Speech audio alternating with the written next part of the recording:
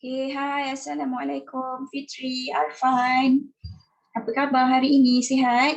Okay, Alhamdulillah kalau awak sihat. Okay, jadi hari ini kita teruskan. Saya share screen, nampak Tak usah share ni. Ataskan sedikit. Okay, nampak saya dah share dengan awak slide kita untuk hari ini. Okay, jadi hari ini hari Rabu 17 hari bulan 2 2021 kita belajar sains tahun 1. Okey.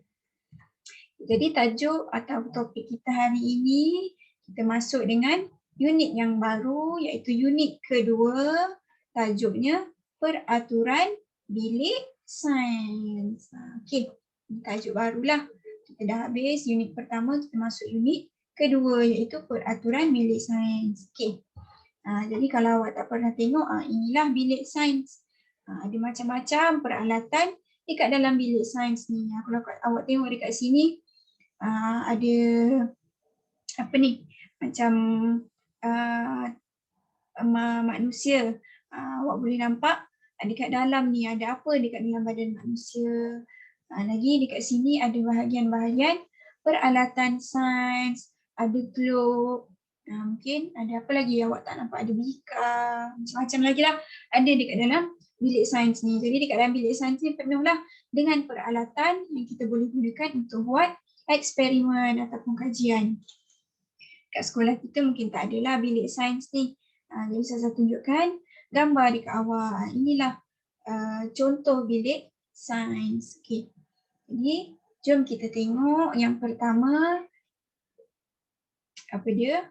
Okay. Mematuhi peraturan bilik sains. Apa maksudnya peraturan bilik sains ni? Maksudnya kita ikut cara-cara ataupun peraturan apa yang awak kena ikut untuk awak masuk ke bilik sains. Bolehkah awak masuk bilik sains macam tu je main masuk? Jadi jom kita tengok peraturan yang awak kena ikut untuk masuk ke bilik sains. Jadi peraturan yang pertama ialah beratur sebelum masuk ke bilik sains. Tengok contoh gambar ini. Ni budak dekat luar ni. Dia sedang beratur. Jadi untuk masuk ke bilik sains, awak kena beratur dulu dekat luar. Beratur dulu, lurus-lurus. Cantik-cantik, elok-elok. Tak disengit-sengit. Beratur, dah beratur elok-elok. Cikgu kata boleh masuk. Ni kan cikgu dia ni. Bila cikgu kata okey awak boleh masuk. Jadi awak pun masuk dalam keadaan yang tersusun. Sebab apa? Awak dah beratur tadi kan. Jadi sebelum masuk ke bilik sains, dekat luar ni awak kena beratur dahulu. Okey. Okay, yang kedua, bersihkan dan kemaskan bilik sains sebelum keluar. Jadi tadi awak dah masuk kan? Dah masuk elok-elok, dah duduk dekat dalam bilik sains, dah habis belajar, awak nak keluar, awak kena bersihkan dan kemaskan. Buang sampah dekat dalam tong sampah, kerusi, susun balik, letak dekat atas meja. Tengok ni budak ni apa? Dia lap balik ni. Dia lap meja dekat tepi ni. Sebab apa? Kat bilik sains ada sinki kan? Kalau awak guna sinki tu, sinki basah, jadi awak kena lap. Macam awak dekat rumah selalu, ibu awak kata apa? Lepas basuh tangan, lap tangan. Lepas tu dekat sinki tu, ada basah-basah sikit, ada kotor-kotor sikit. Jadi lap macam tu. Dekat meja makan awak pun macam tu. Dah lepas makan, lap. Macam tu juga dekat bilik sains. Dekat bilik sains, kerusi kena susun, letak atas meja. Dekat sinki ada basah, kena lap. Buang sampah dekat dalam tong sampah. Supaya apa? Supaya bilik sains awak kemas, tidak kotor, tidak berbau, bersih, tersusun. Macam tu. Okay. Dan yang ketiga pula, minta kebenaran guru sebelum masuk ke dalam bilik sains. Tengok contoh gambar di bawah ni. Tengok kawan awak ni dia buat apa? Dia ketuk pintu. Dia beri salam, minta izin, minta kebenaran. Ketuk pintu, tok, tok, tok, tok. Cikgu, boleh saya masuk? Macam tu. Barulah ada barulah sopan. Tak adalah awak main masuk je. Cikgu dah ada dekat dalam kelas, dekat dalam bilik sains. Awak pun main masuk je. Ni tak kira. Dekat dalam bilik sains, dekat kelas, dekat rumah. Kalau awak nak masuk, kena beri salam, kena minta izin. Kalau nak masuk rumah, katakan awak kat luar, nak masuk rumah, ketuk dulu pintu. Tok, tok, tok. Assalamualaikum. Ibu, ayah, boleh saya masuk? Macam tu, kena minta izin. Macam tu juga kalau dekat bilik sains. Ketuk pintu dulu. Assalamualaikum cikgu, boleh saya masuk? Macam tu. Kalau awak lambat, katakan awak lambat masuk, ketuk Assalamualaikum cikgu, minta maaf saya lambat, boleh saya masuk? Macam tu. Jadi minta kebenaran guru sebelum masuk ke dalam bilik sains. Okey. Yang keempat, dilarang bergurau, bermain dan berlari di dalam bilik sains. Awak tak boleh main, tak boleh lari, bergurau kat dalam bilik sains. Tengok ni macam kawan awak ni. Dia buat apa ni? Dia main lari-lari dalam bilik sains. Dia main roket, campak roket. Tengok habis cikgu dia marah. Tak boleh, awak tak boleh main, tak boleh lari dalam bilik sains. Kenapa? Sebab dekat dalam bilik sains banyak peralatan. Macam contoh saya tunjuk yang mula-mula tadi kan, contoh bilik sains kan. Kan ada macam-macam peralatan dekat dalam tu. Ada peralatan untuk buat eksperimen, ada yang macam contoh manusia tadi, yang ada tunjuk dekat mana hati, dekat mana usus, usus besar, usus kecil. Banyak macam-macam peralatan ada dekat bilik sains. Jadi awak tak boleh lari, takut peralatan tu pecah sebab kebanyakan peralatan dekat bilik sains diperbuat daripada kaca dan juga ada peralatan yang mahal harganya untuk dibeli. Jadi kalau awak main, lari kat dalam bilik sains, terlanggar, pecah. Lepas tu nak beli baru mahal. Jadi sebab tu awak tak boleh main dalam bilik sains. Terlanggar pula kerusi. Kerusi patah, awak pula cedera, luka dekat sini, luka kat sini, luka kat sini, habis semua tempat luka. Jadi sebab tu awak tak boleh main dalam bilik sains, boleh mendatangkan kecederaan, boleh menyebabkan peralatan rosak, menyebabkan kerusi, meja rosak, patah, menyebabkan apa lagi? Bilik sains kotor. Jadi awak tak boleh main, tak boleh berlari dekat dalam bilik sains. Okey, lagi apa? Yang kelima, dilarang makan dan minum di dalam bilik sains. Tak boleh makan, tak boleh minum dalam bilik sains. Nak makan, nak minum keluar. Katakan dekat dalam bilik sains tu haus pula tiba-tiba. Alamak, haus macam mana? Kena minum ni. Jadi angkat tangan cakap, Ustazah, cikgu, saya haus, boleh tak saya nak pergi minum sekejap, pergi keluar sekejap, minum botol air yang awak bawa tu kan. Lepas tu baru masuk balik dekat dalam bilik sains, bagi salam nak masuk tadi. Assalamualaikum cikgu, saya dah habis minum, boleh saya masuk? Baru boleh masuk semula ke dalam bilik sains. Nak makan, tunggu waktu rehat nanti baru makan dekat kantin. Nak makan dekat kantin. Sama juga, tak boleh makan, tak semestinya kat dalam bilik sains, dekat kelas pun tak boleh makan. Makan dekat tempat yang disediakan, makan dekat kantin. Kalau sekolah awak ada kantin, makan dekat kantin. Kalau tak ada kantin, makanlah dekat tempat yang disediakan. Macam tu juga dekat bilik sains, tak boleh makan. Tengok kawan awak ni, dia bawa botol air, dia bawa bekal pula tu, ada apa tu, nasi, macam-macam lah kawan awak tu. Boleh ke? Tak boleh, tak boleh makan, tak boleh minum dalam bilik sains. Okey? Okey, itu jadi 5 peraturan dalam bilik sains. Apa peraturannya? Kena beratur. Lagi kena bersihkan dan kemaskan. Yang ketiga, minta kebenaran guru.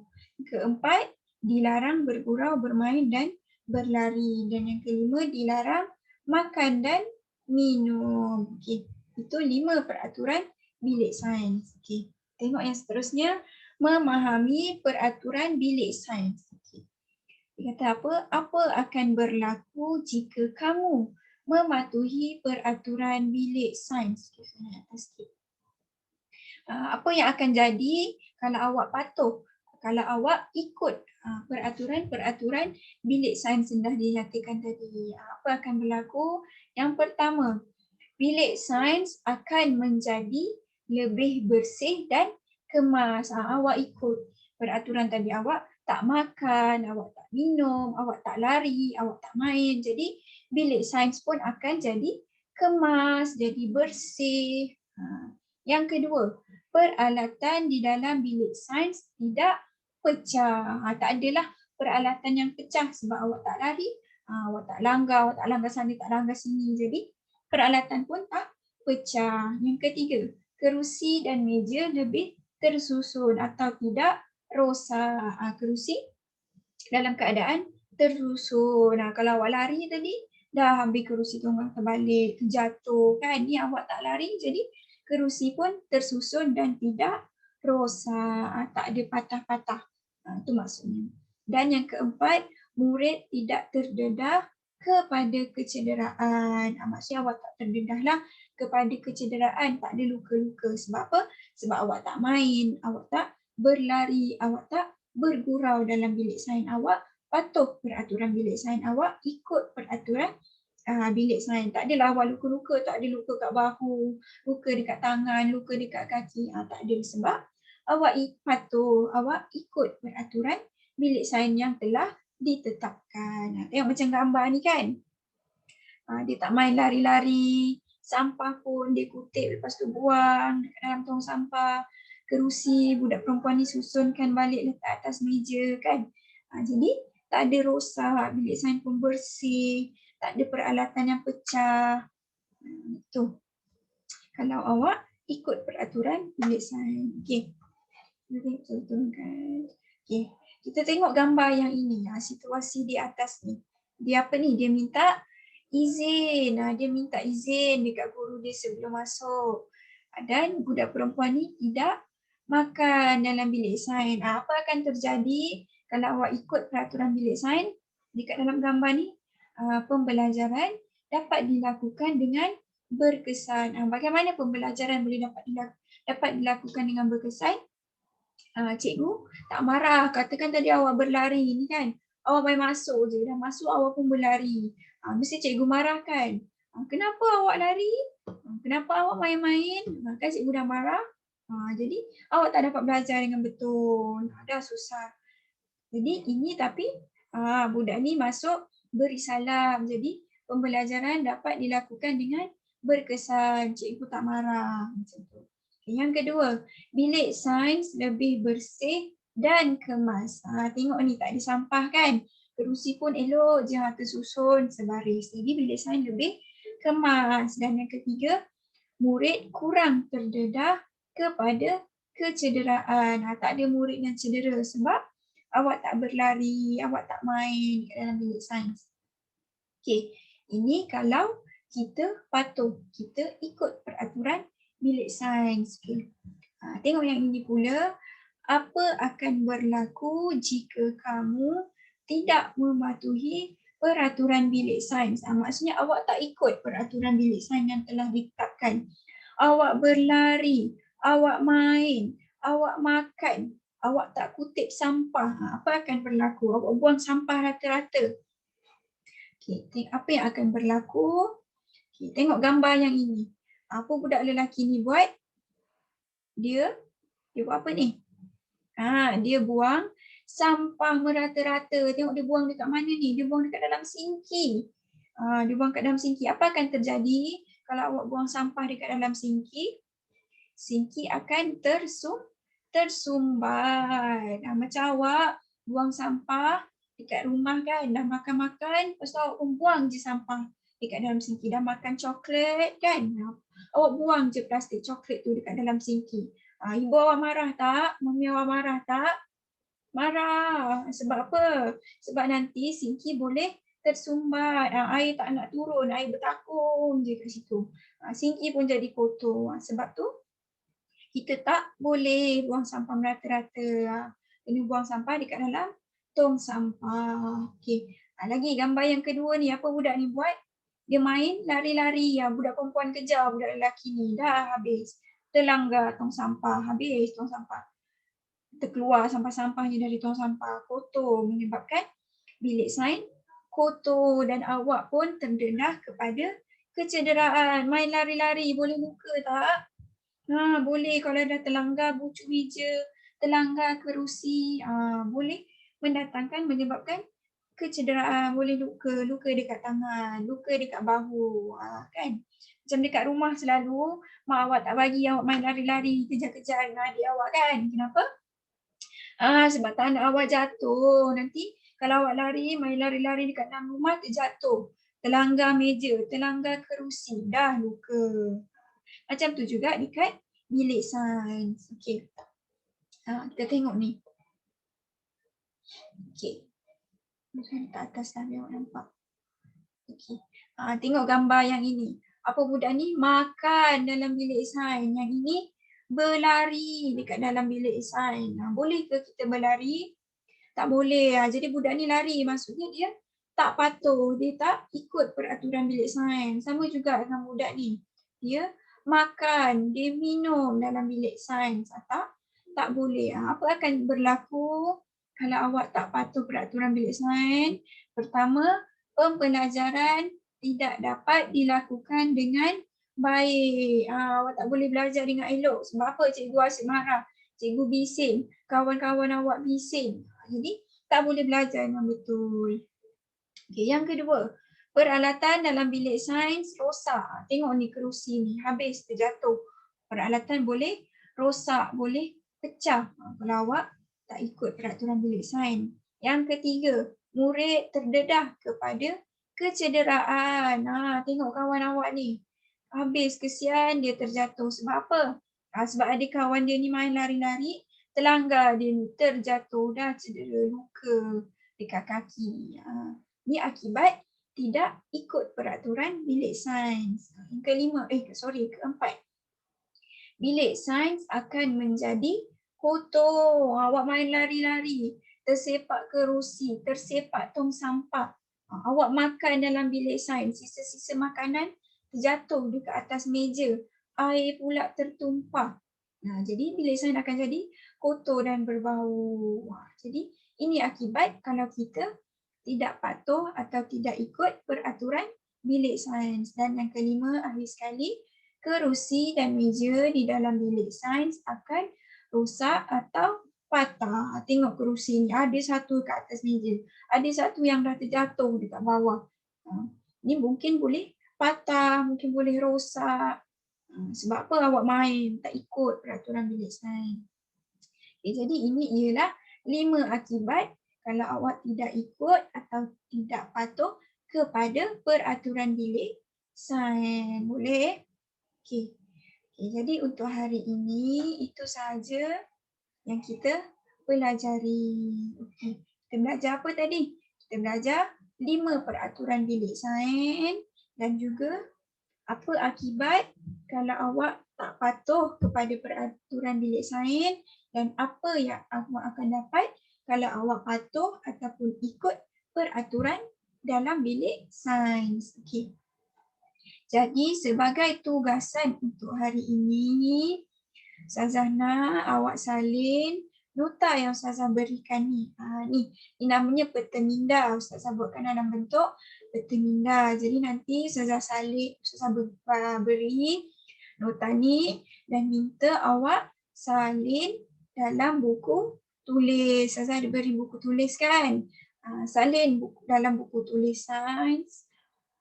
Salin nota yang Ustazah beri ni. Tulislah hari, sains dan tarikh, tajuk dan kemudian buat macam ni. Buatlah guna warna. Awak ada warna kan? Ni anak panah ni Ustazah buat warna merah. Awak buatlah guna warna apa yang awak suka. Warna hijau, warna biru, tak kisah. Lepas tu buat macam ni, tak kisah bentuk apa awak nak buat. Nak bentuk awan ke, bentuk petak, bentuk bulat, suka hati. Janji keadaan ni macam ni lah. Peta minda macam ni, okey? Ini tugasan yang pertama. Saya stop share sekejap. Okay. Untuk tugasan yang kedua, Ustazah nak awak buat buku latihan, buku aktiviti yang warna biru ini. Buku aktiviti sains, muka surat. Sekejap ya. Okay. Muka surat 11 dan muka surat 12. Ada dua muka surat yang awak kena buat.